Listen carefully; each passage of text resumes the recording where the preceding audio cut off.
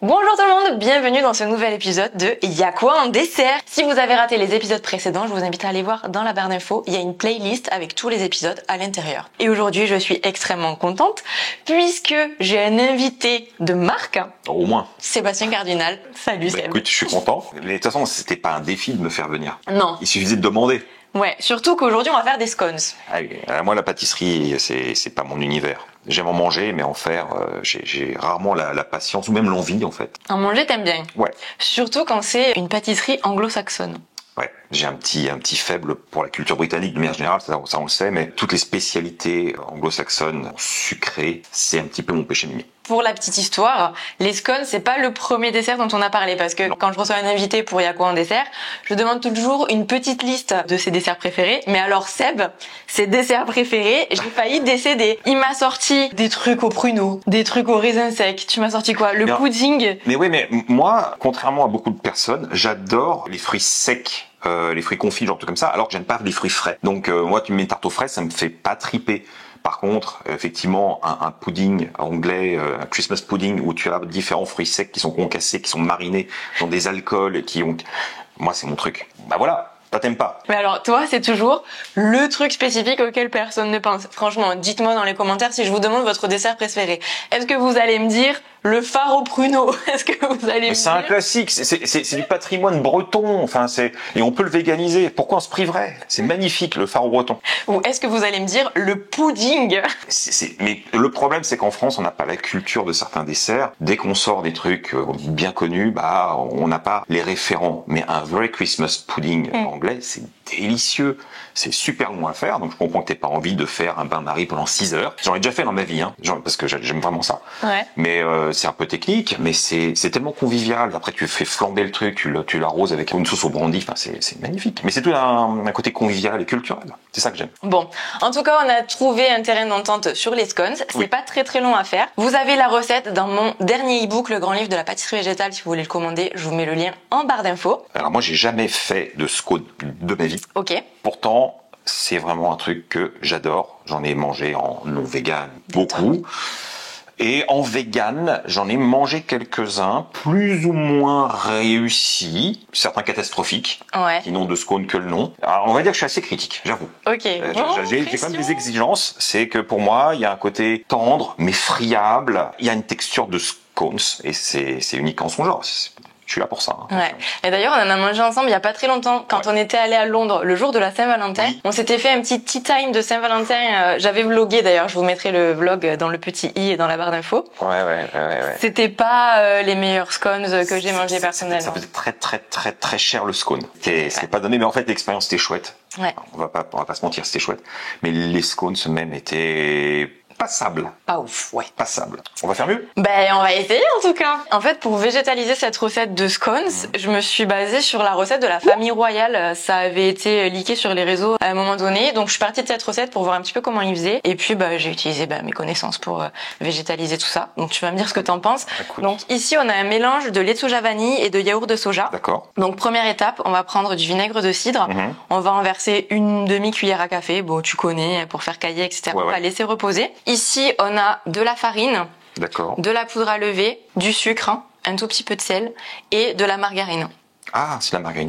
Je le dis toujours dans mes vidéos, mais le choix de la margarine est hyper important en végétal. Donc là, j'ai une margarine solide, riche en matières grasses. Donc une margarine qui s'achète en bloc. Celle-ci, on la trouve pas en supermarché, c'est la Be Better. Je sais pas si tu l'as déjà utilisée. Laura, peut-être, elle l'a déjà utilisée. Je crois pas. Mais elle est vraiment bien. Je me demandais pourquoi elle était aussi pâle. Parce que moi, j'utilise que de la Saint-Hubert tartinée, tu vois. Ouais. Et il y a un côté jaune beurré. Et c'est vrai que là, je la vois, elle est très blanche. Ouais, celle-là, elle est blanche. Mais la Astra, c'est pareil, elle est pas très colorée. Okay. La Astra, c'est celle que vous pouvez trouver vraiment dans n'importe quel supermarché. C'est une grosse margarine en bloc. Là, c'est un gros bloc qui fait 70% de matière grasse. C'est vraiment pas cher. Elle est labellisée vegan. Donc, si vous faites de la pâtisserie, vraiment, je vous conseille de prendre celle-ci. Je savais pas qu'elle était labellisée. Ouais, elle a le label vegan et tout. Donc, t'es sûr de pas te tromper parce que pour rappel, je le dis souvent, mais je préfère le redire, toutes les margarines ne sont pas véganes. On retrouve souvent dans les compositions des dérivés de produits laitiers, du bas beurre, de la poudre de lait, ce genre de choses. Donc, et l'huile de poisson? Dans les margarines? Quand c'est marqué enrichi en oméga 3, il y a certaines marques, ce sont des huiles de poisson en oméga 3. C'est un autre piège. Ouais, donc franchement, faites attention. Le mieux, c'est quand il y a un label, au moins vous êtes sûr que vous vous trompez pas. C'est sûr. Donc étape 1, c'est toi qui vas pâtisser du coup, Seb? Ah bah oui, c'est bon. Bah écoute, vinaigre de cidre là-dedans. Alors, allons-y. Voilà. Petit mélange. Nickel. Et tu peux mettre ça de côté et on va se concentrer sur la pâte. Au niveau de nos poudres, on va rajouter la margarine à l'intérieur. D'accord. Et alors tu vas venir sabler avec tes doigts, un petit peu comme un crumble. C'est une pâte pour les scones qui doit pas être trop travaillée. Oui. Donc tu vois, c'est vraiment du bout des doigts, ça va être un peu style crumble quoi. Ok. Et je mets tout direct et je mélange avec les doigts en fait. Je t'ai fait toutes tes pesées. Ah oui, effectivement. C'est le plus fun à faire. C'est peut-être la recette de la famille royale, mais déjà le service est royal. Bah alors raconte-nous en parlant de famille royale, Ouais. c'est quoi cet attrait que tu as depuis toujours pour la culture anglo-saxonne, ça te vient d'où? Bah écoute, c'est peut-être parce que assez jeune, enfin quand j'étais gamin, Ouais. on avait un Marks et Spencer à Paris, celui qui était face au grand magasin, je sais plus si c'était le Printemps ou enfin c'était Haussmann. Voilà, pour ceux qui connaissent à Paris, quartier d'opéra. C'est bien ce que je fais là, parce que tu vois, c'est très bien. Voilà, j'y vais doucement et j'écrase les morceaux entre mes doigts. Très bien. Et donc il y avait un énorme Marks et Spencer et avec ma mère on y allait assez souvent pour acheter des trucs et j'ai découvert plein de produits anglais comme ça qu'on ne trouvait pas ailleurs. C'était vraiment atypique, que ce soit justement pour les biscuits, les scones, les pancakes, les shortbread, les cakes. Oui, je sais. J'avais suggéré qu'on fasse un vrai cake anglais aux fruits et en fait elle n'a pas voulu. Mais aux fruits confits. Confit Mais évidemment. en fait, moi, je déteste les fruits confits, en Tu peux fait. pas faire un cake aux fruits frais, ça n'existe pas. Si c'est des fruits qui sont pas trop gorgés à anneaux, tu peux. Mais Ouais. les fruits confits, moi, c'est un truc que j'aime pas. Je pense que la majorité des gens n'aiment pas non plus. Enfin, dites-moi dans les commentaires. Si c'est un truc que vous kiffez, manifestez-vous. Mais je pense que la majorité des gens, ils aiment bien, tu vois, les classiques, gâteaux au chocolat. À chaque fois, quand tu demandes les desserts préférés aux gens, ça va jamais être les trucs que tu me dis. Mais j'aime bien le chocolat, mais je suis pas non plus. Enfin, j'aime vraiment le chocolat, hein, mais je suis pas un maniaque du chocolat. Bon, pour l'instant, il se passe pas grand-chose. Hein. C'est sablé légèrement, c'est comme bien. tu vois. C'est très bien. Je m'applique. Je vais pas trop fort, mais en fait, Attends, moi aussi, je vais mettre mes mains pour vérifier comment c'est. ouais, tiens, hop. Ouais, là, c'est bien. T'as bien incorporé la margarine. Ah bah, j'essaye de faire ça bien. Hein. C'est top. Donc maintenant, Continue ou j'arrête? non, tu peux Il y a arrêter. encore des morceaux là. Si tu vois des morceaux, tu peux bien les incorporer. Et ensuite, on va rajouter les liquides. Donc, on rajoute les ingrédients liquides dans les poudres. Donc, ça, c'était notre lait yaourt caillé avec le vinaigre. Exactement. Tu vas y aller avec les doigts. Ouais. Mais il faut pas trop travailler la pâte. Tu vois, c'est vraiment amalgamé, mais de manière assez grossière. Ça te connaît, la grossièreté. Oh, tout de suite. Ça, on met aussi? Non. Ah bah, moi, je faisais liquide. Hein. Là, tu vas avec les mains. Allez. Ok. Pareil, je malaxe doucement. Yes. Tu vas avoir un truc très très collant, tu vas voir, mais c'est normal. Ah ouais, bah ça colle.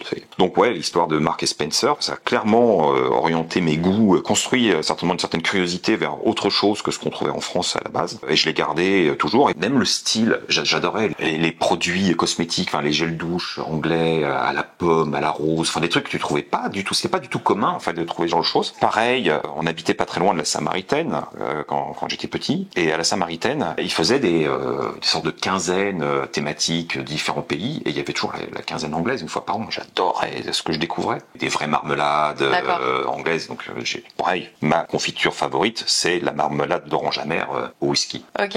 Voilà. Donc ça. Je suis pas très étonnée. Non. Qu'est-ce que t'en penses là? C'est pas mal du tout. Voilà, mes doigts sont. Attends, je vais te donner une corne. Ouais. Tiens, comme ça tu peux te racler un peu les doigts. De toute façon, c'est pas la peine que tu te laves les mains parce que tu vas continuer. Ouais, je vais continuer, mais je vais essayer de pas remettre Attends. partout.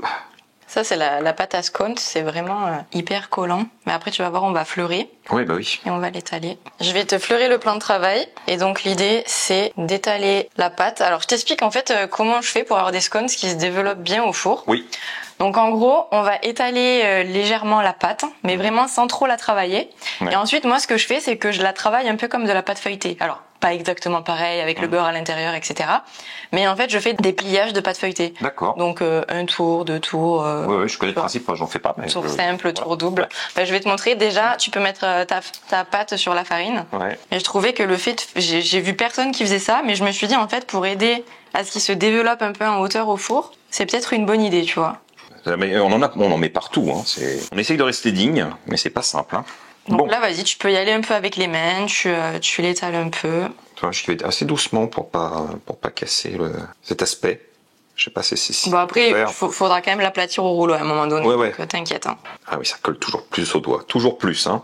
Tu vas voir, tu peux le retourner. C'est marrant, je me sens très maladroit. Parce que c'est vraiment clairement pas le genre de choses que je fais. Mais même en cuisine classique, hein, j'ai du mal à travailler les pâtes. C'est vrai? Enfin, j'ai pas ce réflexe. Pourtant, toi, faire des pâtes fraîches ou des trucs comme ça, j'en ai déjà fait, j'aime bien. Je sais pas, j'ai peut-être la flemme. Ouais, bah après, faut aimer. Hein. Mais je trouve le travail de la pâte, que ce soit faire du pain, faire des pâtes fraîches ou des pâtes à tarte ou quoi que ce soit, c'est un autre type de cuisine. Ouais, c'est vrai. C'est pas la même chose. Et le travail, justement, de tout ce qui est pâte avec la farine, c'est un art à part entière. Je te montre comment je fais là. Allez. Donc en gros, bon, tu peux commencer avec les doigts, après on fera au rouleau. En fait, je vais venir faire, tu vois. Ah, des tours comme ça.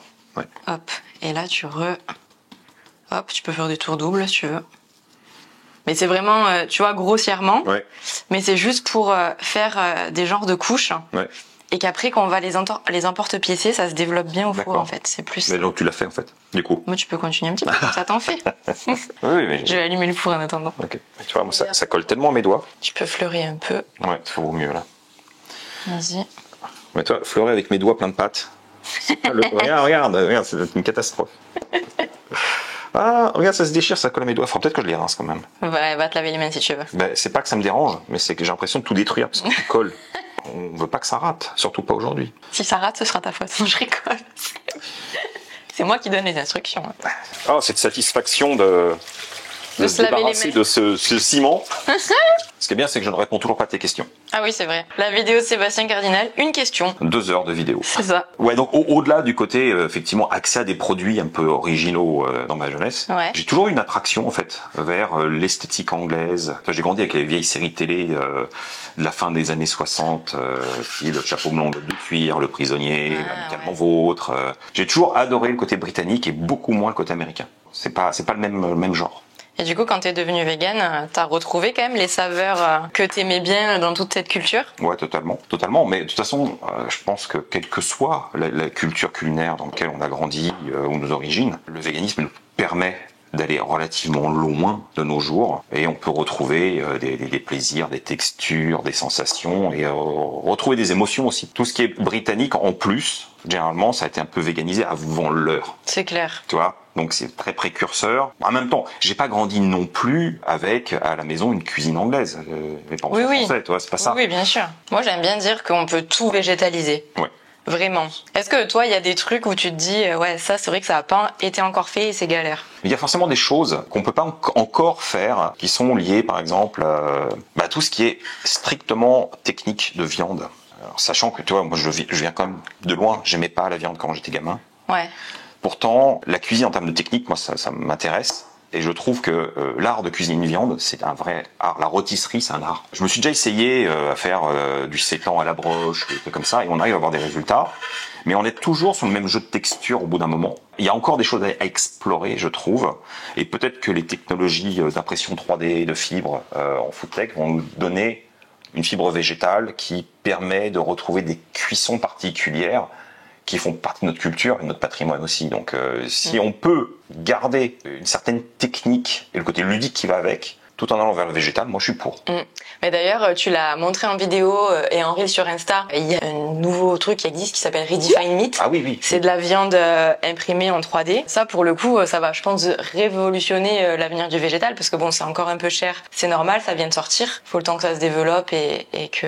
c'est comme Beyond Meat, quoi. Ouais, carrément.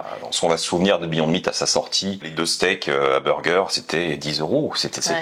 C'était excessivement cher. Et aujourd'hui, ça se trouve à 4,50 €. Ouais. Mais en tout cas, c'est vrai que c'est extrêmement bluffant parce qu'on a l'impression de manger une bavette, quoi. Tu retrouves le côté saignant. Il y a la fibre. C'est hallucinant, quoi. Franchement, ils ont réussi à faire un truc de fou, hein. Ouais, et là, j'ai goûté aussi du blanc de poulet. Chez Umiami. Alors là, c'est une start-up food tech française. Et c'est fou. C'est du blanc de poulet. C'est du blanc de poulet en termes de texture, d'aromatisation, et ils ont un taux de protéines aussi assez élevé, à peu près 20 grammes de protéines au 100 grammes. Donc ça va être techniquement aussi intéressant qu'une viande maigre pour les gens qui font justement de la sèche pour le sport. C'est vrai que la volaille c'est très apprécié par plein de gens, et on va l'avoir aussi. Qu'est-ce que c'est? C'est le four qui est chaud. D'ailleurs, tu vas pouvoir commencer à emporte-piécer. J'ai fait...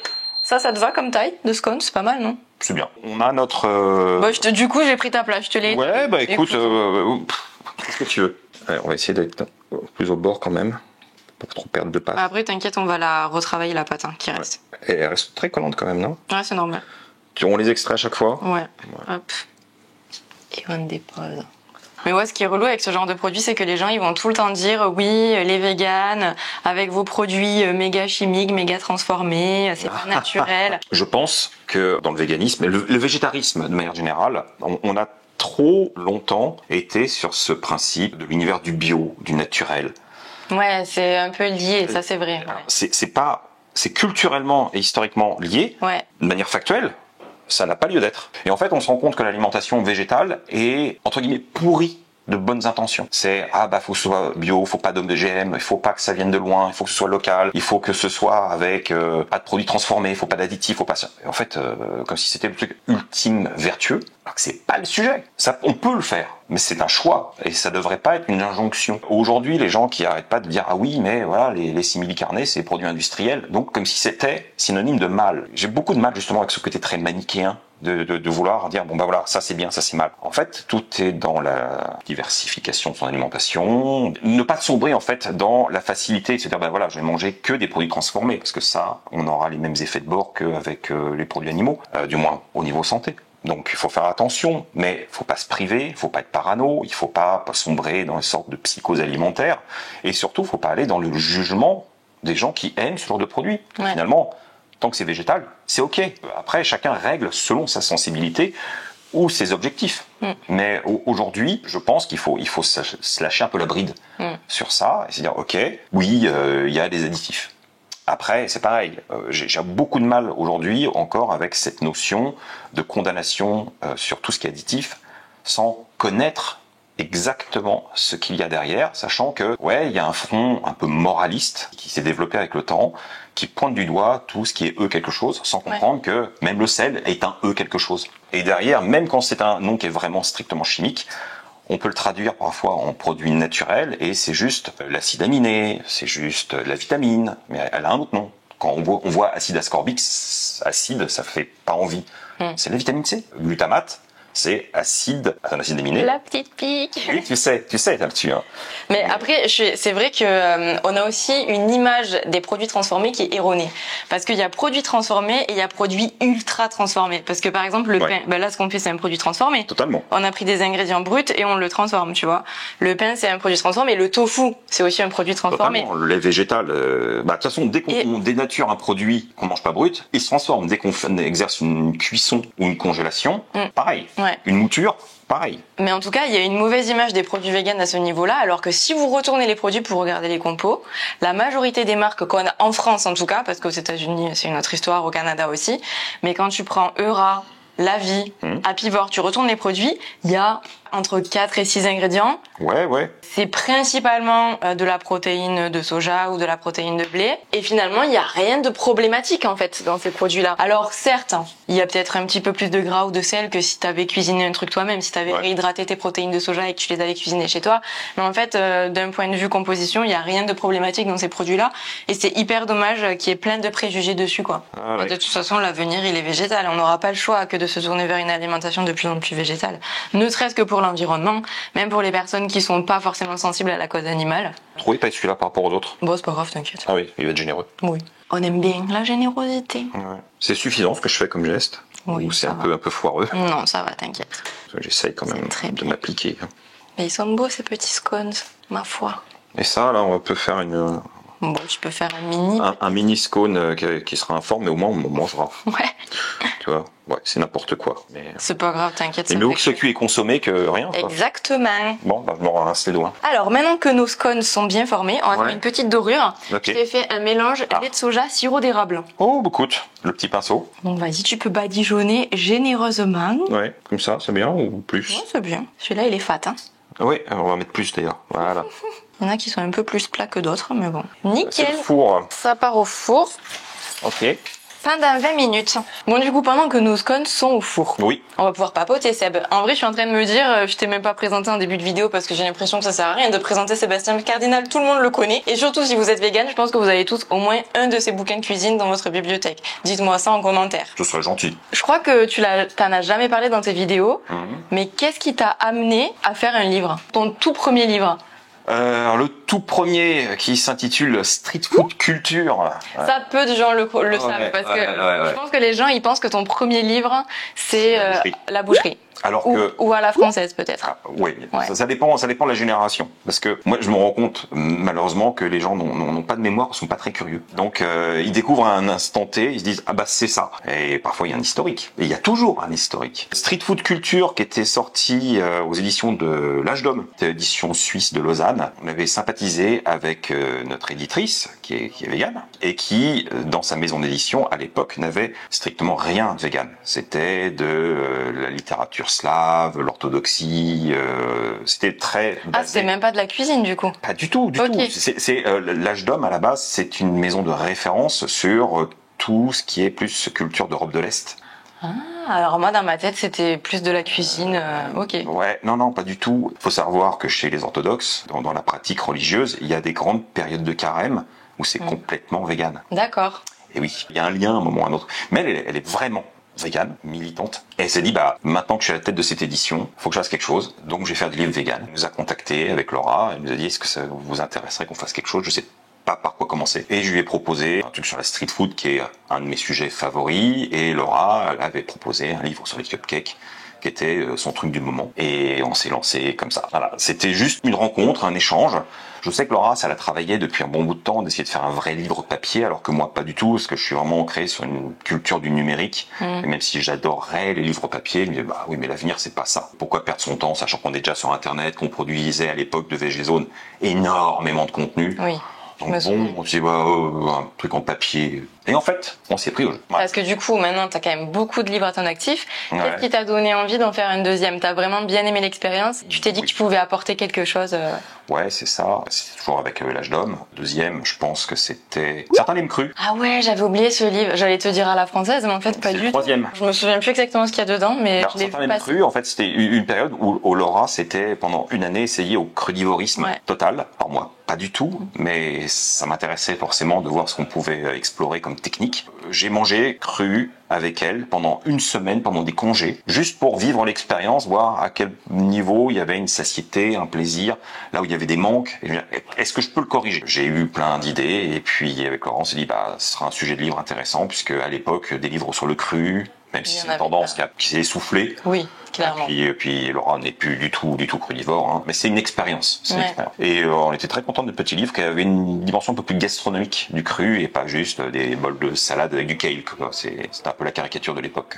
Et dans tous les bouquins que tu as écrits, c'est lequel dont tu es le plus fier? Alors c'est difficile à dire parce que à la française, pour moi, c'est ce que j'appelle ma contribution à l'évolution des mœurs. Parce que ce que je tenais, c'était vraiment de faire un livre qui reprend tous les traceurs culturels, qui est ma culture française, parce qu'on parle beaucoup de l'Angleterre, parce que j'ai des racines britanniques, que je suis pas plus ou moins français. Je suis français, parisien, et j'ai grandi avec la cuisine de terroir, comme beaucoup d'enfants français. Même si j'aimais pas la viande, j'adorais les sauces, et puis j'aime bien l'état d'esprit qui va derrière. Pour moi, c'était primordial de pouvoir proposer des recettes ultra respectueuses des traditions, avec ce petit point d'évolution du 100% végétal. Donc oui, j'en suis très fier, et en plus, j'ai eu des effets ultra positifs de gens qui m'ont envoyé des messages, qui me disaient « Merci, vous nous avez réconciliés avec notre famille. Quand on va chez eux, bah, ça leur parle comme type de cuisine, ça leur paraît pas bizarre, et du coup, ça fait un pont, ça fait un lien, et merci. Et là, c'est waouh. C'est génial. Bah, c'est top parce qu'avec Laura, vous avez vraiment été les pionniers dans l'alimentation végétale. T'as quand même sorti un livre sur l'aquafaba. Enfin, t'as été le premier en France. Ouais, avec sur Laura, on a le fait ça. Sur le sétan. C'est des produits en fait qui sont pas très connus, qui sont vraiment spécifiques à l'alimentation végétale. Enfin, que tu peux manger même quand t'as une alimentation carniste, mais que tu découvres généralement quand tu deviens végane. Oui, clairement. Et t'as vraiment démystifié ça avec Laura. Et c'est vraiment des bouquins de référence que je vous conseille d'avoir dans votre bibliothèque d'ailleurs. Oui, je vous recommande aussi.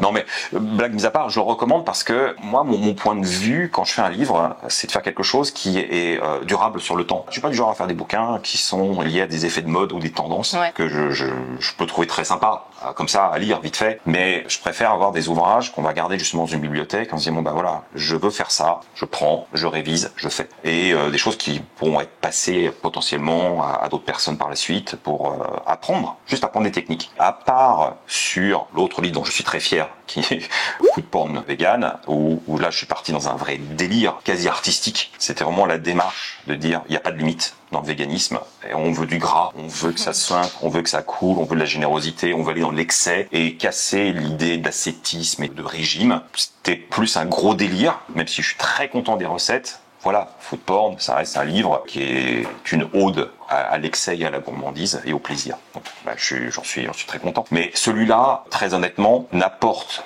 rien techniquement qu'on ne trouvera pas dans mes autres ouvrages. C'est plutôt la conception des recettes et ce que j'ai insufflé dedans. C'est pas le bouquin où on va se dire oui, mais ça, pour avoir telle technique, c'est là et nulle part ailleurs.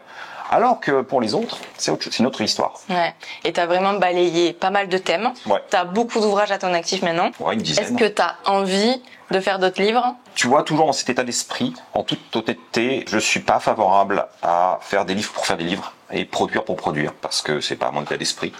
Et que si je veux faire un livre, je veux que justement, dans la même lignée, ce soit des choses qui seront constructives et qui vont durer sur le temps. Tu vois, alors techniquement, j'ai fait le PST, j'ai fait le 7 ans, j'ai fait les simili-carnets. T'aurais pu faire un spécial tofu. Oui, mais t'as d'autres personnes qui ont déjà fait des livres sur le tofu et qui sont très pertinents. Qu'est-ce que je vais rajouter? Finalement, moi, modestement, je vais pas ajouter des techniques hyper innovantes puisque tout a déjà été fait plus ou moins.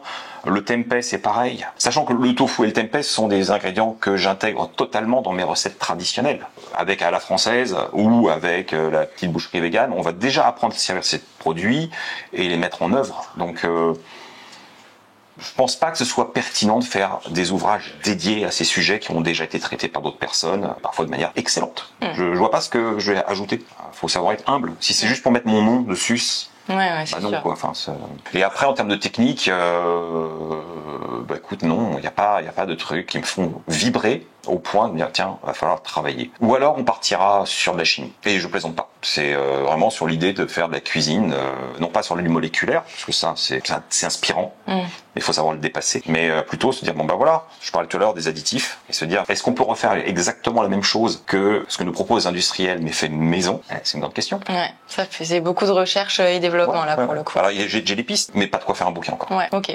peut-être un prochain épisode. Je sors les scones, le temps qui refroidissent. J'ai encore une petite question pour toi, Seb. Et ils ont de bonnes têtes, hein. Et ça sent bon. Bon, alors il y en a qui sont. Oui, oui, non mais ça c'est normal. C'était la finition, c'était les chutes. Ouais. Oui, mais Florian, TDK, tu peux aller préparer des pizzas ailleurs? Alors, du coup, de auteur culinaire, t'es quand même passé à influenceur. Je sais que t'aimes pas trop ce mot. Je l'aime toujours pas, je ne suis pas influenceur. Mais plutôt, créateur de contenu. Ouais. Enfin, déjà, avec Laura, vous aviez un site qui était génialissime et qui m'a beaucoup aidé quand je suis devenue végane, qui s'appelait VGZone, que vous avez fermé maintenant. Mais du coup, toi, t'as continué ta route sur YouTube, un petit peu sur Instagram, mais c'est pas non plus trop ton truc. C'est moins mon terrain de jeu. T'es vraiment focus YouTube. Ouais. Comment tu vois l'évolution de YouTube et des réseaux sociaux depuis que tu as commencé? T'en penses quoi? T'en es où? Comme beaucoup de gens, je commence à percuter sur le fait que ça part un peu en cacahuète et que la spontanéité commence à se perdre pour l'artifice. Beaucoup de gens font sur les réseaux sociaux maintenant plus de la mise en scène que de la créativité. Il y a beaucoup de repompes de recettes qui sont vues et revues depuis 10 ans, donc il n'y a pas d'innovation et j'ai toujours un peu de mal à voir que les gens sont ébahis devant des choses que on a pu faire depuis longtemps et c'est un peu difficile parce qu'il y a beaucoup plus de concurrence qu'avant. Il y a encore, ne serait-ce que 10 ans, on était quoi? On était 5. Alors c'est chouette. Dans le domaine vegan, tu veux dire? Ouais. Oui, c'est sûr. C'est chouette de voir que ça crée des vocations, qu'il y a des gens qui en sont arrivés. Ce que je regrette, c'est que c'est souvent plus de la recopie et un éternel recommencement sans forcément ajouter une touch personnelle ou une vision. Et ça qui me dérange un peu parce que moi-même, c'est quelque chose que je m'autorise pas à faire. Ce que je veux, c'est être créatif. Et même si je m'inspire souvent dans mes recettes, souvent dans mon journal d'ailleurs, de recettes qui sont avec différentes origines, j'essaye d'apporter un petit twist, une vision, faire de la fusion, aller au-delà et pas juste suivre le truc à la lettre comme n'importe qui peut le faire sur n'importe quel autre média et depuis 10 ans, 15 ans, 20 ans. Je veux apporter ma pierre à l'édifice et je regrette qu'aujourd'hui, il y a beaucoup de gens qui travaillent plutôt à la gloire, à la construction de comptes, plutôt qu'à apporter quelque chose au véganisme et apporter de la fraîcheur et aller plus loin, parce qu'on a besoin d'aller plus loin. Et il y a plein de terrains qui sont pas explorés. C'est un petit peu dommage. Ouais. Toi, c'est quoi tes projets pour ta chaîne? Est-ce que tu as des objectifs? Est-ce que tu as des rêves que tu as envie de réaliser dans ta vie pro? Bah écoute, moi ma chaîne, elle est en évolution par rapport à mes inspirations. J'ai pas envie de rentrer dans un moule et me fermer à des possibilités. C'est aussi pour ça que toi, depuis que je fais le journal, je me permets de plus de parler de culture, soit des séries, des films, de la musique, un bouquin, enfin des trucs comme ça. Je parle souvent aussi de technologie par rapport justement à la sécurité, ce genre de choses, qui sont pas des sujets qui sont liés à mon champ d'expertise premier, mais j'ai envie de m'exprimer là-dessus et je m'autorise à le faire. Je parle souvent de café aussi, tu vois, parce que c'est une vraie passion, mais pour moi, le véganisme c'est aussi un biais qui peut permettre à des personnes de s'éveiller sur d'autres choses. J'aime pas le concept de l'entre-soi, j'aime pas le communautarisme. C'est des choses auxquelles je suis un peu réfractaire même. Ouais. Je préfère l'ouverture et le partage. Et c'est pour ça que je me gêne pas. Je me jette pas pour le faire. Et même si c'est pas consensuel, même si parfois je sais qu'un sujet ne va pas faire l'unanimité, même si je sais que c'est pas ce qui va être le plus fédérateur, même si je sais que je ferais peut-être mieux de m'abstenir de faire ce sujet parce que c'est pas vendeur, je m'en fous. Tu t'écoutes toi et puis adviendra que pourra. Question en gros d'intégrité morale aussi. C'est-à-dire que je ne veux pas être l'esclave d'un algorithme, je ne veux pas subir les tendances. Et je pense que ça fait partie de notre rôle d'être un peu aussi en résistance et dire clairement non, YouTube n'est pas mon patron. Après, ce qui est difficile, c'est que YouTube, c'est quand même ton activité principale et ta source de revenus. Ça veut dire que si tu t'opposes trop aux tendances, si tu te dis je veux pas écouter ce que YouTube veut que je fasse, etc., ça va impacter tes revenus, ça va impacter aussi potentiellement tes partenariats, parce que on va pas se mentir, tu vois, les marques, elles regardent en premier le chiffre. Je pense aussi à nous de déséduquer en disant il n'y a pas que le chiffre, il y a aussi le taux d'engagement. Le chiffre d'abonnés, c'est le truc, le sorte de Saint Graal, alors que c'est une illusion. La réalité, c'est qu'il y a des gens qui ont des millions de followers et qui derrière ont très peu d'engagement. C'est un faux indicateur du coup. Et par contre, on a aussi des gens qui sont dans ce qu'on appelle la micro-influence et qui cartonnent et avec pertinence. Et c'est génial. Je suis pas sûr que suivre justement les tendances, suivre ce que on nous dit sur les algorithmes soit une bonne chose, sachant que tout bouge. D'une semaine sur l'autre, les algorithmes changent. Ouais, il y a beaucoup de changements, ça c'est. Et en plus, il y a aucune clarté sur les règles du jeu. Donc tu peux pas te dire oui voilà, pour que ça marche, faut faire ça. C'est une théorie. Et c'est souvent des théories presque complotistes. On dit oui, mais si tu fais pas ça, il va pas se passer ça. Alors que si tu fais ça, tu vas voir, ça marche. Alors que non. Ou parfois oui, mais c'est pas factuel. Et là où c'est plus pernicieux, c'est que si on avait tous les règles du jeu, ce qu'on pourrait souhaiter, tout le monde ferait les choses comme les plateformes le veulent et on n'aurait que du contenu uniforme, standardisé, sans aucune originalité. De plus en plus, je trouve qu'on a du contenu ultra uniformisé maintenant. Ah mais je suis allergique. Toi, typiquement, tout ce qui est shorts, j'ai du mal. Les Reels, j'ai beaucoup de mal. Alors toi, t'aimes vraiment pas les formats courts. C'est pas trop ton truc, quoi. Mais en plus, maintenant, on a déjà du recul sur des problèmes cognitifs. On sait que c'est délétère pour l'attention, que on est en train de pousser les gens à devenir idiots. Et le format court est un problème. Ça ne veut pas dire que c'est un problème grave. C'est un problème si ça devient le seul moyen de s'exprimer. Parce que en 30 secondes, on n'a pas le temps de développer des idées. C'est très problématique. Et moi, je suis très en alerte. C'est pour ça que j'ai une forte opposition à TikTok. Parce qu'en plus, c'est un outil, c'est une plateforme qui ne te propose pas de choix. C'est-à-dire que ça t'infantilise encore plus. Ouais. C'est que tu as du flux constant, du flux de dopamine, et tu consommes ce qu'on te donne. Et moi, je suis toujours sur le choix individuel, en toute conscience. Donc c'est diamétralement opposé à ma philosophie de vie et ce que j'ai envie de donner aux gens et ce que j'ai envie d'inciter les gens à faire. C'est-à-dire, libérez-vous, soyez autonomes, réfléchissez par vous-même, prenez le temps. Et là, on n'est que sur du contenu jetable qui a des effets de bord. Mais on arrive à les mesurer. Et il y a de plus en plus de youtubeurs tech d'ailleurs qui commencent à monter au créneau en disant faites gaffe à ce genre de réseau parce que vous êtes beaucoup plus victime qu'autre chose. Et tout est fait pour. Mais on peut en parler longuement. On peut en parler. Après, il n'y a pas que du mauvais, je trouve, dans les formats courts. Parce qu'en vrai, tu peux t'éduquer et trouver des trucs hyper cool, mais c'est vrai qu'il y a des choses très très problématiques. En tout cas, s'il y a des créateurs de contenu que vous aimez suivre, il y a une petite chose que vous pouvez faire pour les soutenir qui vous coûte rien et qui est ultra rapide, c'est mettre un petit like sous les vidéos, vous abonner à la chaîne, activer la cloche pour pas rater les prochaines vidéos et aussi mettre des petits commentaires pour l'interaction. Le partage aussi, c'est extrêmement important et nous, ça nous aide énormément. Ah oui. Et pour vous, ça vous coûte pas grand chose, quoi. Et tu sais que j'en parlais avec un ami il y a 3 jours, qui me suit fidèlement depuis des années. Et à un moment, je lui dis, mais tu sais que tu me laisses jamais de commentaires. Et il m'a dit, mais j'ose pas, j'ai rien à dire. Et je lui ai fait prendre conscience que c'était un peu comme applaudir à la fin d'un spectacle. Ouais. C'était important de s'engager. Et j'aime bien la comparaison. Juste même dire, merci pour la vidéo. Alors Il n'y a pas de débat, il n'y a pas d'échange d'idées, mais ça fait plaisir à lire. Et l'algorithme, il est content. Ouais. Donc en fait, c'est tout bénef. Il faut être partie prenante, faut s'engager. Même juste des petits emojis, hein. T'es même pas obligé d'écrire des mots, juste des petits cœurs. Ou... Dans la conspiration, il paraît que c'est pas bon de mettre que des emojis. Ah, c'est vrai? Ce serait pas... Ouais, non, mais je te dis, c'est ça qui est agaçant. Okay. C'est qu'on ne sait pas. Il y a on un fait des traces, du coup. Il y a un on-dit de si tu fais des commentaires que en emojis, ça compte pas. Ah, ok. Mais ça on dit, hein. C'est peut-être pas vrai. Ouais, ok. Va savoir. Va savoir. Ouais. Ils nous mentent. Bon, est-ce qu'on goûterait pas ces petits scones? On voit ceux qui sont beaux, ceux qui sont pas très beaux. Celui-ci, c'est le dernier. Voilà. Il est artistique, celui-ci. Hein. Et en fait, celui-ci, tu sais pourquoi il a poussé comme ça? C'est parce qu'en fait, tu l'as pas aplati au rouleau. J'ai vu, t'as fait comme ça avec l'arrache. Donc du coup, ça fait un développement. Bah, après, c'est pas grave, ce serait bon quand même. Mais c'est artistique. Et par contre, le gros, franchement, il est beau. Hein. Et le gros, il est gros. Il est gros et il est beau. Ah oui. Tiens, j'ai envie qu'on goûte. Allez. Celui-ci. Après, je t'ai préparé une petite chantilly hier. Ah ouais, t'es comme ça, toi. Ouais. Sent bon. Je les ai pas trop sucrés. De toute façon, les scones à la base, c'est pas hyper sucré. Mais comme on va mettre de la confiture et de la chantilly et tout, je me suis dit bon. Qu'est-ce que t'en penses? Toi, le spécialiste. Alors pour moi, ils sont pas assez friables. Ouais. Toi, ils ont une note légèrement briochée. Alors pas briochée, mais on est plus sur ça que sur le côté friable. Ils sont très bons. On a le goût du scone. Et la texture, on n'est pas loin. Hein. On n'est pas loin. Après, peut-être qu'on Maintenant, c'est la première fois que j'en fais. Donc, peut-être qu'on aurait dû laisser, dans ce cas, un tout petit peu de cuisson en plus, mais non, je trouve bien. Non, parce que ça les aurait asséchés. Là, ils sont tendres. C'est comme la chute qui donne cette texture. Peut-être. Si ça se trouve, les autres sont mieux. On va laisser légèrement refroidir et en attendant, je vais monter ma chantilly. Mais comme ça, tu vas pouvoir goûter. J'ai monté une petite chantilly que je t'ai mis dans une poche à douille. Poche à douille, carrément. Ah oui, ça, c'est la pâtissière qui parle. Dans la vraie vie, on prend un scone, puis à la cuillère. On y va, quoi. Non, mais ici, on aime bien les jolis pochages. Hein. Ok. Donc, je suis mis au défi de faire un joli pochage. Bon, après, tu fais le pochage que tu veux, hein, mais moi, je vais en faire un joli.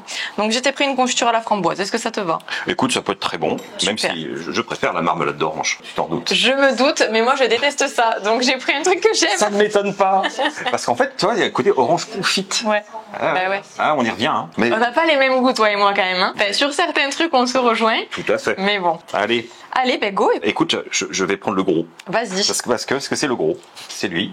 Et il est magnifique. Allez, on le coupe en son centre. 1, 2. Voilà. Oh là là. Ah, il est beau. Ouais. Ah là, il est beau. Là, il est beau. Enfin, là, le petit truc, je le perds pas. Et maintenant, on va faire. On déverrouille la poche à douille. Ah ouais, moi je mets la confiture en prime. Ah non. Ah oui. Mais je pense que ça dépend des écoles en fait. Ouais, et te marre pas toi. Allez, la crotte. Tiens, fais mieux. Attends, moi je la mets après en fait. Et la petite confiote. Ah oui, effectivement, esthétiquement on est d'accord. Ah bah oui. Mais dans la vraie vie, on fait ça. Oh. Voilà. À la sauvage. Et ça va où? Dans ta bouche. Exactement. Et il met pas le capuchon. Mais ça se referme pas. Mais qu'est-ce que c'est que ces gens? Alors moi du coup, je fais comme ça. Moi tu vois, j'étale bien la confiture. Fais ce que tu veux, moi je mange. Oh, c'est bon. Moi je fais ça. Et ensuite... Ouais, d'accord. C'est mini tartelette toi. C'est vraiment pas le même univers. Dites-nous dans les commentaires si vous préférez mon scone ou le scone de Seb. Enfin, toi tu veux un truc élégant. Moi je veux que ce soit efficace. Et moi normalement j'ai une tasse de thé avec. Tu vois, je suis un peu. Ah, j'avoue, je t'ai pas privé le thé. Je suis désolée, Sébastien. Mais quand on va couper cette caméra, je vais te faire un thé. Comme ça ira parfaitement avec. Elle est très bien la petite crème fouettée là. Non, chantilly. Mais ça se mange avec de la crème fouettée, pas de la chantilly. Bon bah en tout cas, là, le scone, je vous confirme, la texture est très bien. C'est ça, c'était la chute qui nous a trompés. C'était bon, mais là c'est beaucoup mieux. Parce qu'il y a l'épaisseur. C'est ça. En fait, ceux qui sont bien développés au four, ils sont mieux à l'intérieur en termes de texture. Exactement. Merci à la famille royale pour sa recette que j'ai véganisée du coup. Voilà. Oui bah pour la dignité on repassera. Du coup Seb, est-ce que cette recette de scones est validée? Elle est pleinement validée, satisfaisante et c'est facile à faire. Quand on a une commis comme toi qui fait toutes les pesées, c'est très pratique, c'est très facile, j'ai apprécié. Non franchement c'est très chouette. Effectivement, il n'y a pas de difficulté à part que ça colle au doigt, mais on va pas dire qu'il y a un challenge.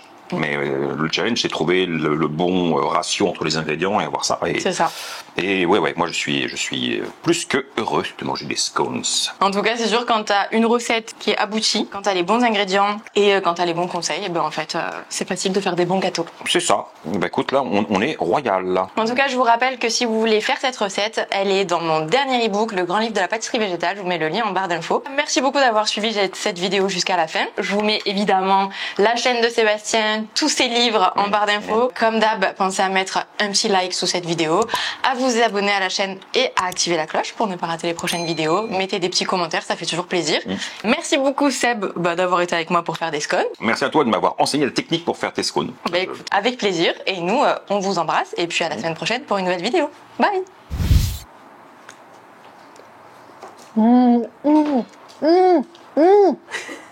Non mais déjà la chantilly, Ah oui. c'est trop bon. Ah mais non mais la chantilly, à quel moment elle est aussi bonne en fait. Tout est parfait. Oh là là. Allez, salut les chutos. Merci pour tout hein. Bonjour Internet, je suis là pour vous faire un scone. Alors vous prenez un scone, vous le coupez en deux, comme ceci.